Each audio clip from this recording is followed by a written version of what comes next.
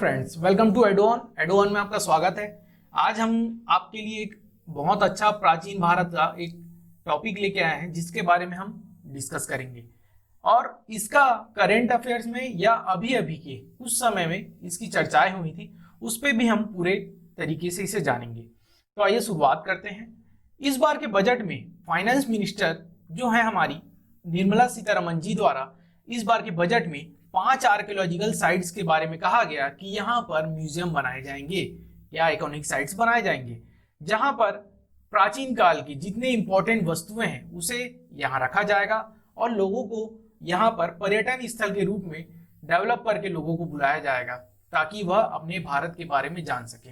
तो वो 5 iconic sites कौन कौन से हैं? एक तो है राखीगढ़ी, दूसरा हस्तिनापुर, तीसरा शिव सागर असम में स्थित है। ध्यान रखेंगे, ये जगह भी आपको याद रखना है। शिव सागर असम में स्थित है। अदिचन्नालूर आपका तमिलनाडु में स्थित है, तमिलनाडु। और लास्ट है आपका धौलावीरा जो गुजरात में स्थित है, गुजरात। ठीक है, तो ये 5 आइकॉनिक साइट्स के बारे में उन्होंने चर्चा की, जिसमें अभी मैं डिस्कस करूंगा 2 के बारे में जो हड़प्पा कालीन सभ्यता से भी रिलेटेड है। एक है आपका राखीगढ़ी, दूसरा धौलावीरा। जिसमें राखीगढ़ी जो है हड़प्पा कालीन सभ्यता का या सिंधु घाटी सभ्यता का सबसे बड़ा क्षेत्र है भारत में। ये लाइन आप याद रखेंगे, भारत में जो सबसे बड़ा क्षेत्र है वह है राखीगढ़ी का जो हरियाणा में स्थित है, और दूसरा है धौलावीरा। तो आज के वीडियो में हम लोग राखीगढ़ी और धौलावीरा के बारे में डिस्कस करते हैं, और क्यों इसे डिस्कस कर रहे हैं ये भी आप देखेंगे, क्योंकि इसका अभी अभी करंट अफेयर में या आप न्यूज में भी इसके बारे में कुछ जानकारी आप सुने होंगे। तो राखीगढ़ी जो है उसकी खोज की गई थी 1969 में भगवान दास द्वारा और सूरजभान जी के द्वारा। ये 2 लोगों ने इसे खोजा था और यह घग्गर नदी के किनारे हरियाणा में स्थित है। यहाँ पर ये 2 जिलों को कवर करता है हरियाणा के, एक राखी खास और एक राखी साफू। ये 2 जगहों से मिलकर यह बनता है। राखीगढ़ी में एक जो अभी करंट के न्यूज में रहा वह है एक स्टडी, एक शोध जो है an ancient Harappan genome lacks ancestry from steppe pastoralist और इरानियन फार्मर्स। ये एक स्टडी आई थी, इसके बारे में थोड़ी सी मैं आपको जानकारी दे देता हूं ताकि आप जानेंगे, क्योंकि राखीगढ़ी का इंपॉर्टेंस और क्यों बढ़ गया है।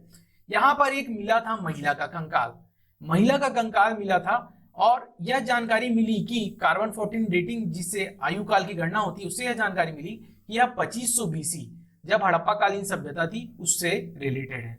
दूसरी जानकारी यह मिली कि कंकाल का जो हमने डीएनए सैंपल लिया, डीएनए सैंपल और मध्य एशिया जो है आज का यूरोप जो बसा हुआ है, यूरोप और एशिया का जो क्षेत्र बसा हुआ है, उस क्षेत्र में जो डीएनए मिले और राखीगढ़ी में जो डीएनए मिले उसमें कोई समानता नहीं है।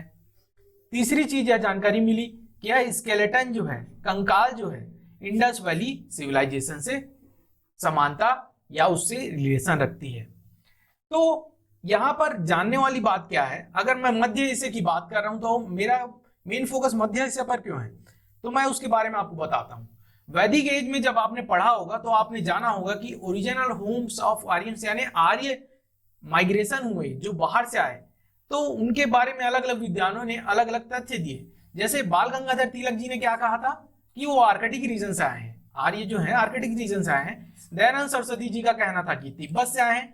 विलियम जोन्स जी ने कहा कि यूरोप से आए हैं, और अविनाश चंद्र और स्वरूपानंद जी ने कहा कि सप्त सिंधु से हैं। और जो सबसे ज्यादा विद्वानों द्वारा एक्सेप्ट किया गया, स्वीकारा गया था, वो था आपका मैक्स मुलर मैक्स मुलर ने जो कहा कि ये सेंट्रल एशिया से आए हैं, मध्य एशिया से आए हैं। यह बात सब ने स्वीकारी। ठीक है, तो एक थ्योरी बन गई थी कि आर्य जो है सेंट्रल एशिया या मध्य एशिया से आए। ठीक है, तो इसी थ्योरी पे कुछ निष्कर्ष और निकले कि अगर ये मध्य एशिया से आए हैं तो यहां पर मध्य एशिया में पाए गए डीएनए और भारत में जो राखीगढ़ी में जो मिले हैं डीएनए, इन दोनों में समानता क्यों नहीं है, यह एक सवाल खड़ा किया गया है। तो इस सवाल की एक जानकारी दी गई कि दोनों में समानता नहीं है, तो इस कारण से यह माना जा रहा है, कुछ न्यूज़पेपरों में भी यह कहा गया कि आर्य जो है भारत के ही निवासी थे, क्योंकि यह हड़प्पा कालीन सभ्यता से रिलेटेड है, तो आर्य जो है भारत के ही निवासी थे। यह एक थ्योरी कुछ विद्वानों द्वारा भी कही गई। ठीक है, इसीलिए राखीगढ़ी फिर से हाईलाइट हुआ और इसके बारे में हमें जानना जरूरी था। दूसरी है साइट्स, एक धौलावीरा। धौलावीरा जो गुजरात में स्थित है, गुजरात के रण ऑफ कच्छ में बहुत बड़ा क्षेत्र है धौलावीरा। इसे खोजा था जगपति जोशी जी ने 67-68 में, और रविंद्र सिंह बिष्ट द्वारा 1991 में इसे खोदा गया, इसकी खुदाई करके जानकारी ली गई। तो धौलावीरा क्यों इंपॉर्टेंट है? धौलावीरा में बहुत सारी जो प्राचीन इतिहास की चीजें मिली हैं, उससे आपको एक बहुत अच्छी संस्कृति मिलेगी, सांस्कृतिक विरासत है, और शहरों का जो निर्माण है वह आपको देखने मिलता है। जैसे यहाँ पे जियांट रिजर्वायर मिले, वाटर रिजर्वायर, ये जो देख रहे हैं आप, यहाँ पर जल संरक्षण किया जाता था। बहुत बड़े बड़े कुंभ या तालाब जैसे बनाए गए थे जहाँ पे पानी रखा जाता था, स्टोर किया जाता था। यहाँ पर नालियां मिली हैं, नालियां मिली हैं, भूमिगत नालियां, जहां से पानी का बहाव होता था और लोगों को सूखे का सामना नहीं करना पड़ता था। ठीक है, और यह 47 हेक्टेयर एरिया में पूरा फैला हुआ क्षेत्र है। इसमें इसके आसपास से 2 नदियां भी बहती थी, मानसर और मानहर। ये 2 नदियों के बीच में फैला हुआ क्षेत्र है। तो धौलावीरा एक व्यापारिक केंद्र भी था, व्यापारिक केंद्र भी हुआ करता था उस काल का, जिसका आज के टाइम के इराक के साथ बहुत अच्छा संबंध था। यहाँ पर व्यापार केंद्र था, और ये एक पोर्ट, जैसे आप जानते हैं बंदरगाह, बंदरगाह का भी काम करता था, जहां पे सामान लाने ले जाने का काम होता था। धौलावीरा के बारे में एक तथ्य निकल के आया कि इसके खत्म होने पे या इस संस्कृति के समाप्त होने पे बहुत सारे बातें कही गई विद्वानों द्वारा, कि किसी ने कहा कि यह अर्थक्वेक, भूकंप आया जिसके कारण यह सभ्यता समाप्त होगी। कुछ ने कहा कि मैसिव फ्लड आया, बाढ़ आया, जिसके कारण यह सभ्यता पूरी तरीके से समाप्त होगी।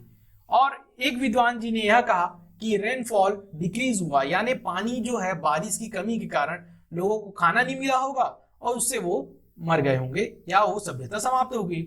और मोस्टली जो माना जाता है कि क्लाइमेट चेंज, जलवायु परिवर्तन का बहुत इंपॉर्टेंट रोल है इसमें। जलवायु परिवर्तन होने के कारण यह सभ्यता पूरी तरीके से समाप्त हो गई। और इससे रिलेटेड विलेज जर्नल, एक जर्नल है जिसमें बातें कही गई थी, जिसे आईआईटी खड़गपुर के विद्वानों द्वारा, साइंटिस्ट द्वारा रिसर्च किया गया। उसमें यह कहेगी कि यहाँ पर हिमालय से आने वाली नदियां बहा करती थी। ये इमेज में आप देख सक रहे हैं। तो हिमालय से जो नदियां हैं वह इस तरीके से इस थार डेजर्ट से होते हुए धौलावीरा तक बहा करती थी। और उस हिमालयन रिवर में एक सबसे इंपॉर्टेंट नदी थी सरस्वती, जिसके बारे में आपने सुना होगा, सरस्वती नदी के बारे में, कि यह नदी पूरी तरीके से सूख गई है। तो यह कहा जा रहा है कि सरस्वती नदी जब यहां से बहा करती रही होगी और इसके सूख जाने से यह धौलावीरा की सभ्यता भी समाप्त हो गई होगी। तो क्लाइमेट चेंज का यहाँ पर एक प्रभाव भी देखने मिला। इसके सबूत कैसे मिलते हैं? इसके जो साक्ष्य हैं, यहाँ पर यह कहे गए कि मैंग्रोव ट्रीज जो नदियों के किनारे छोटे छोटे पौधे आपको देखने मिलते हैं, उनके अवशेष हमें देखने मिलते हैं। और दूसरी चीज मिलती है, कच्छ में अमाउंट ऑफ वाटर, बहुत ज्यादा मात्रा में जल होने की संभावना यहाँ पर कही गई है आपके रण ऑफ कच्छ में, कि पहले के टाइम में यहाँ पे बहुत ज्यादा मात्रा में जल भी रही होगी। तो इससे यह अंदाजा लगाया जा रहा है कि हिमालय की जो नदियां हैं वह गुजरात के क्षेत्रों में बहा करती होंगी। ठीक है, तो उसके खत्म होने से, हिमालय की बहने वाली नदियों के समाप्त होने के कारण ही धौलावीरा सभ्यता समाप्त हो गई। यह विलेज जर्नल जो स्टडी हुई, इस स्टडी में यह सब बातें कही गई। इसीलिए मैंने ये 2 टॉपिक लिए, एक है आपका राखी गढ़ी और दूसरा धौलावीरा, क्योंकि यह न्यूज में रहा तो आपको जानना भी जरूरी है, क्योंकि इससे रिलेटेड आपके पीछे के प्रीवियस जो है प्राचीन भारत का, जो आपके एग्जाम पॉइंट ऑफ व्यू से इंपॉर्टेंस बहुत बढ़ गया, क्योंकि करंट में भी इसके ऊपर साइंटिस्ट बहुत शोध कर रहे हैं, इसलिए आपको जानना भी जरूरी है। तो इस प्रकार हम लोग आज की क्लास को समाप्त करते हैं।